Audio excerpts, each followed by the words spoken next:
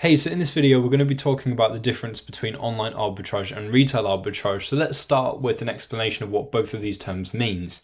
So online arbitrage means you keep the entire process online. So you'll be sourcing from websites, purchasing and then listing on Amazon from there. With retail arbitrage, you are physically going out and about to source your product. So you're going to go to a store or a wholesaler, wherever it is that you would go, purchase your items, and if you have the app BuyBotGo, this is going to make retail arbitrage a million times easier for you, because it basically will allow you to do a full deal analysis while you are out and about just by scanning the barcode of an item. It tells you the profit, if you're eligible to sell, and so forth.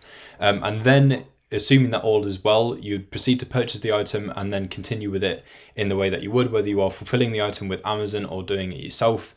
It's completely up to you. Now, you don't just have to do online arbitrage if you decide to go down that route. You can do retail arbitrage as well, or vice versa. It's more power to you if you are able to do both. And it may come in handy being able to do both in particular circumstances. Of course, if you prefer just to do online arbitrage on its own or just retail arbitrage, that is fine. It may change later down the line. You may do online arbitrage for now and pick up retail arbitrage later on, or vice versa. It's completely up to you how you play it.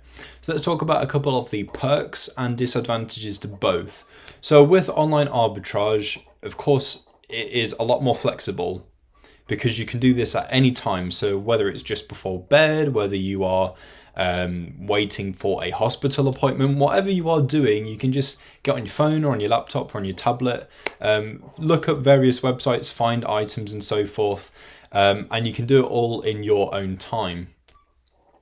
With retail arbitrage, you are limited to store times, and you also have to sort of plan what you're going to do a little bit ahead of time. So maybe do a bit of research, see which stores are hosting sales. Also plan your route. If you're going to spend a day doing retail arbitrage, of course, there is a fuel cost and travel time involved. So plan your route to make the most out of it. So store A, B, and C, it's going to take you this amount of time to get from your house to store A. You're going to spend this much time there, and then you're going to go to store B and so forth. And you've got to do this all within their opening and closing times. Of course, this may vary per store, so maybe take that into account as well when you plan your route. But the cool part about retail arbitrage is the fact that you are actually finding these items for yourself. The whole element of doing this yourself and hunting around for these deals can be a thing that a lot of people that do retail arbitrage find appealing. So you might like that yourself. Also, the whole human element that is involved can be really, really beneficial.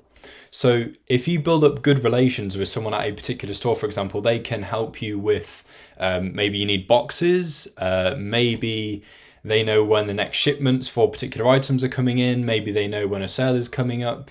But building a good relationship with people can go a long way to helping you as an Amazon seller.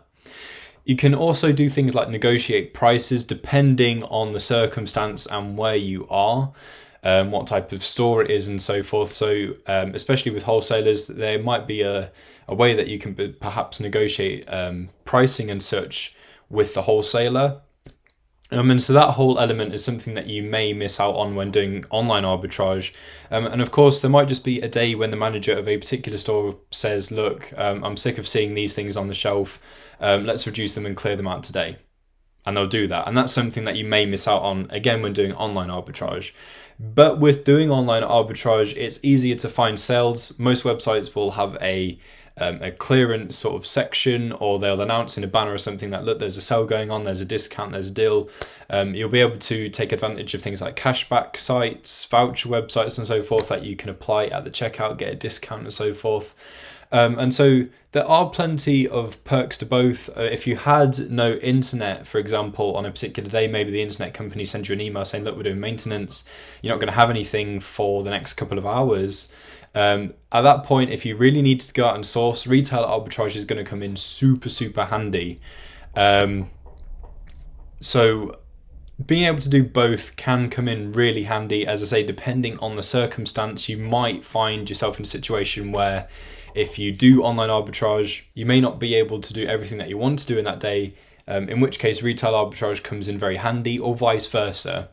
So now that you understand both, Hopefully you give both a try. It's just more skills for you as a seller if you can do both. But whichever one you decide to go for, maybe you do both, hopefully this video has helped you.